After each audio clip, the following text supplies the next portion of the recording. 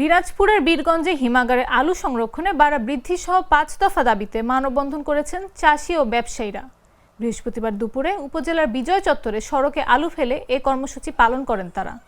আলু চাষী কল্যাণ সমিতির সভাপতি মোহাম্মদ আব্দুল মালিক বলেন, হিমাগারে বস্তা প্রতি আলু সংরক্ষণের জন্য ভাড়া নির্ধারণ করা হয় ৩২০ টাকা, কিন্তু এবছর প্রতি কেজি আলু ভাড়া নির্ধারণ করা হয়েছে ৮ টাকা।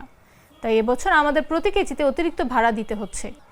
ঘণ্টাব্যাপী মানববন্ধন চলাকালে মহাসড়কে শত শত যানবাহন আটকে যানজটের সৃষ্টি হয়। খবর পেয়ে বীরগঞ্জ উপজেলা নির্বাহী কর্মকর্তা মোহাম্মদ ফজলে এলাহি ৫ দিনের মধ্যে পরিস্থিতি সমাধানের আশ্বাস দিলে তারা অবরোধ তুলে নেন।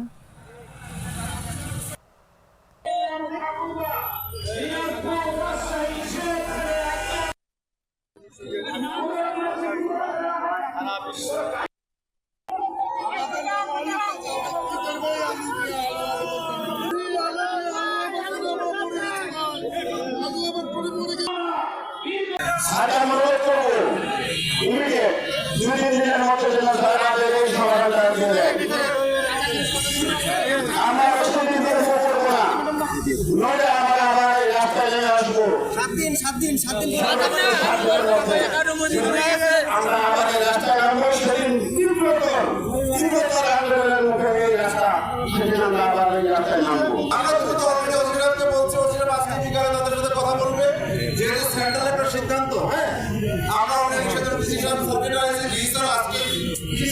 কথা বলবো, এরকম অনেক জায়গায় যদি এটা জাতীয় পর্যায়ে না হয়, আমি বলে দিলাম বিশেষ করে বীরগঞ্জের জন্য আমরা এটা